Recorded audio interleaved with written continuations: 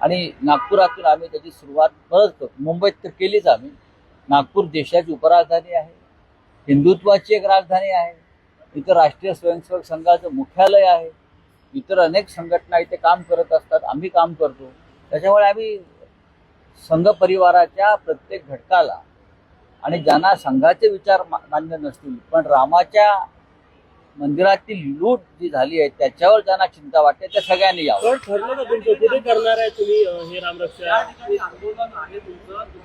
मुख्यमंत्री देवेंद्र फडणवीस यांचं घर अवघ्या 1-1.5 किलोमीटर मला बघा हेतुपुरस्सर इथे हे अजिबात नाही. मला ते कुठे राहतात त्यांच्या घराचा पत्ताही मला माहित नाही. जे तुम्ही आता म्हणताय की त्या ठिकाणी मी आता जातो आहे, ती जागा आता मी पाहणार आहे. त्यानंतर इतर काही स्थळं आम्ही उद्या पाहणार आहोत. उद्या आमचे इतर काही प्रमुख सहकारी येत आहेत. अंबादास दानवे येत आहेत, पार्टीचे सेक्रेटरी सुरेश चव्हाण येत आहेत, इतर काही प्रमुख लोक येतील आणि आम्ही एक निर्णय घेऊ की आपल्याला जनतेच्या आणि सगळ्यांच्या सोयीसाठी आपल्याला हा कार्यक्रम कुठे करायचा आहे. देवेंद्रजी जर घरी असतील त्या दिवशी नागपुरात तर आम्ही त्यांना नक्की आमंत्रण द्या.